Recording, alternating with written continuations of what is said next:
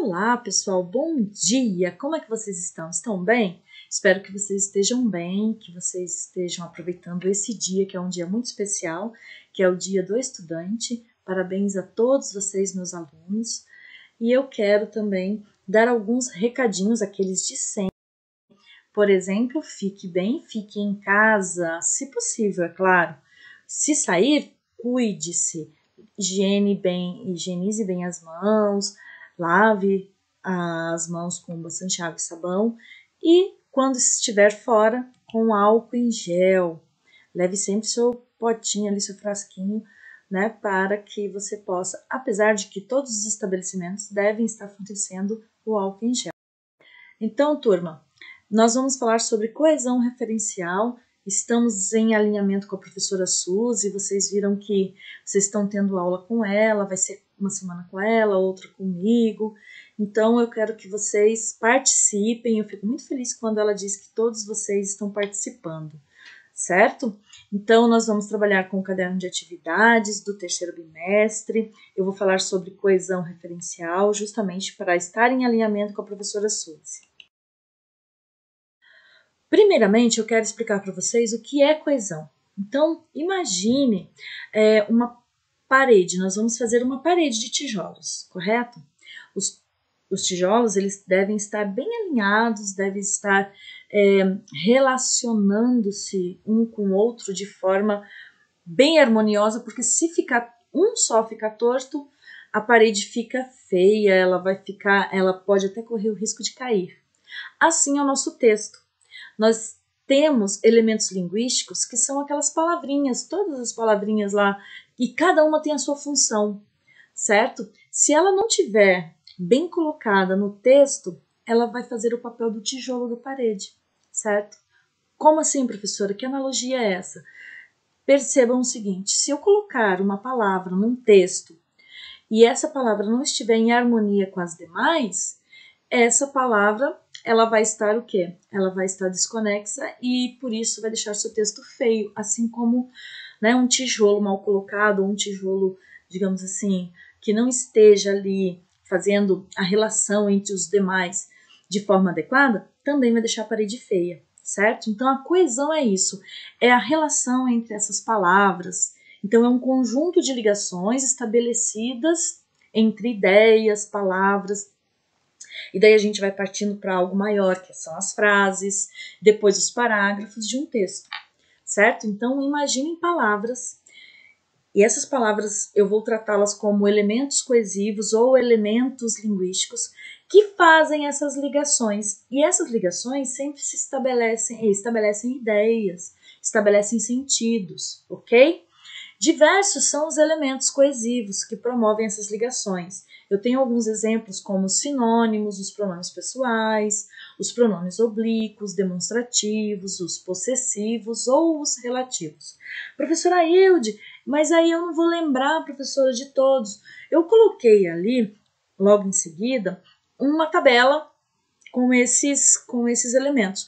Porém, vale muito a pena vocês buscarem essa informação, buscarem, por exemplo, os elementos, os pronomes relativos, tá? Eu não coloquei nessa relação, mas posteriormente nós vamos estar aí colocando e falando mais sobre isso. Eu coloquei primeiro os principais, depois nós vamos colocar mais sobre esses pronomes relativos.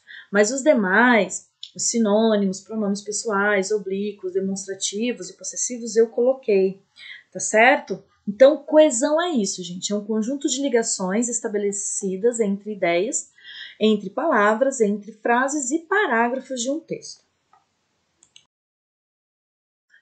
Só que nós temos alguns recursos, tá? Que são, digamos assim, que nós denominamos como que fazem papéis diferentes de ligação. Então, nós vamos falar agora sobre essa coesão referencial, que é um dos tipos, né, dessa coesão, ou seja, um dos recursos utilizados de coesão. Então, elementos linguísticos, que vocês já sabem o que é, elementos linguísticos e expressões que retomam ou antecipam nossas ideias, informações ou palavras mencionadas anteriormente, como também pode ser algo que ainda venha a ser citado, tá? Então, eu tanto posso usar um referente, né, me referir a algo que já foi dito, como também posso me referir a algo que ainda vai ser dito, tá certo?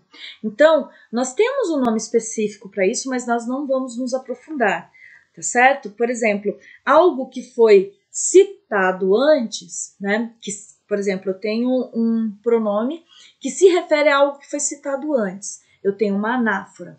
Quando eu tenho um pronome ou algum elemento linguístico que se refere a algo que ainda vai ser dito, né? Eu tenho aí uma catáfora, mas isso não importa neste momento, porque nós vamos estudar, eu só quero que vocês foquem no seguinte: há palavras que retomam informações que já foram ditas e também informações que ainda serão ditas, tá certo? Então, vamos dar aqui. Eu trouxe aqui para vocês alguns exemplos de elementos linguísticos que são usados como recursos referenciais, ou seja, que retomam o que já foi dito, tá certo? Ou o que ainda vai ser dito em uma oração.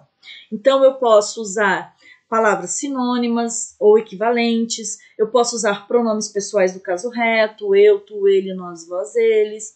Eu posso usar pronomes pessoais oblíquos, átonos, o meu, teu, seu, o ou, o a, o lhe, o nos, o vos, o os, o as e o lhes. Também posso usar os pronomes possessivos: meu, minha, meus, minhas, teus, tua, teus, tuas, seu, sua, seus, suas, nosso, nossa, nossos, nossas, vosso, vossa, vossos, vossas, seus, suas, seus, suas. Pronomes demonstrativos: este, estes, esta, estas, isto, esse, esses, essa e essas, isso, aquele, aqueles, aquela, aquelas ou aquilo. Então, nós temos aí, isso aqui norteia e baseia as informações, porque eu vou fazer exercícios com vocês, mostrando para vocês como isso funciona. Eu pedi para vocês escreverem na frente, mas nós temos outro texto. Gente, eu estou trazendo essas atividades, estou trabalhando em cima delas para mostrar para vocês como isso é feito, tá? Mas vocês não precisam necessariamente achar assim: ah, professor Hilde quer que a gente já faça essa lição hoje. Não, isso é para a semana que vem. Leia o trecho a seguir. Quando a escritora americana Lenore Skenazy, de 49 anos, contou aos leitores de sua coluna do jornal New York Sun que ela e o marido deixaram o filho Easy, então com 9 anos, atravessar a cidade sozinho de metrô, esperava reações indignadas, mas nem tanto. Foi sabatinada em alguns dos principais programas de TV dos Estados Unidos e acabou rotulada de a pior mãe da América. Ela é a famosa criadora do movimento Free Range Kids, algo como Crianças Independentes, e lança um livro com o título idêntico. Ambos batem na mesma tecla: as crianças precisam de mais autonomia. Essa ideia de que estamos sendo bons pais ao tratar filhos quase como inválidos não faz nada bem a eles, afirma. Isso, frisa, é diferente de zelar pela segurança. Lenore, por exemplo, obriga seus dois filhos de 11 e 13 anos a usar capacetes quando andam de bicicleta. Recrimina-os se atravessarem a rua sem olhar para os lados e não permite que entrem numa piscina sem a presença de um adulto. Releia o seguinte trecho. Esperava reações indignadas, mas nem tanto. A palavra indignadas no contexto que é utilizada poderia ser substituída por. Então, isso daqui, essas atividades, elas são mais de interpretação, tá certo? Aqui, olha, reescreva as frases abaixo, corrigindo o problema de coesão. Então, chame os seus filhos e diga aos seus filhos que ama os seus filhos. Vocês percebem que os seus filhos está sendo repetidamente citada e isso nos causa um incômodo, não sei a vocês, mas a mim causa um incômodo essa repetição. Isso deve ser evitado, gente, na hora que vocês estiverem, por exemplo, fazendo uma produção textual, tá certo? Olha, aqui é a mesma coisa. Como você vai fazer isso? Utilizando aqueles elementos linguísticos, aquela tabela que a professora passou para vocês. O aparelho está com defeito, vou trocar o aparelho. Olha só, só para dar um exemplo aqui para vocês, para ilustrar, né? Então, você veja, eu posso colocar aqui, chame, respondendo a A, tá? Chame os seus filhos e lhes diga, ou diga-lhes que os ama. Tá vendo? Eu simplesmente, né? Esse não, desculpa. Eu simplesmente, né? Elimino esses dois aqui, eu substituo, tá? E ao quê? Eu vou usar referentes aos seus filhos, certo? Eu vou usar termos que possam ser referentes, que retomem os seus filhos, tá certo? Vocês vão fazer isso na letra B e na letra C. Na próxima atividade, na próxima da revista, por que é utilizado isto? A que se refere, né? Então, você vai dizer para mim. Veja, tem duas linhas, eu quero que vocês façam isso de forma muito adequada. Então, veja aqui que eu tenho o quê? Um pronome. Que pronome é esse? Demonstrativo? Ele é um pronome possessivo? Você vai me dizer.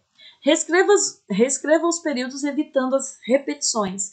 Então, aqui de novo, olha, procurarei na papelaria esses envelopes, mas hoje, ó, a papelaria, olha lá, a papelaria está sendo repetida, a papelaria está fechada. Então, você vai trocar essa palavra aqui, lembrando, gente, que a primeira, ela é a palavra, né, a que está sendo referida, se referindo. Então, eu não troco essa, eu troco somente aquela que está sendo repetitiva. Esta é o quê? Essa é o referente, e essa daqui aliás, essa é a referida e essa é o referente, tá certo? Vocês vão colocar lá. Então, vocês vão fazer isso na B e na C. Gente, eu termino aqui essa aula, tá? Pedindo que vocês deixem lá algumas observações. Não tem atividade para vocês fazerem ao final dessa aula. E uma boa semana. Sexta-feira eu coloco mais alguns vídeos para vocês. Aí vocês vão realizar, eu vou falar sobre o livro literário e vou falar também sobre produção textual. Um beijo, turma!